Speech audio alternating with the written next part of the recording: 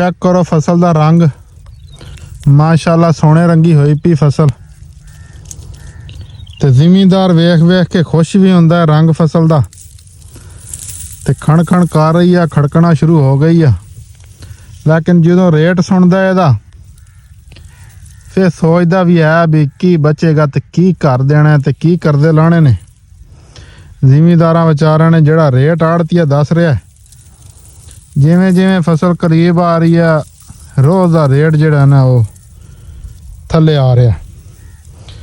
दुआ करो अल्लाह ताला जिमीदार नूं ओहदी मेहनत का फल दे। 6 महीने की फसल है तो आड़तिया सुना रहा भाजी 2200 तो मन। साढ़े इलाकों वास्ते 6200 रुपए नूं बोरी 100 किलोग्राम।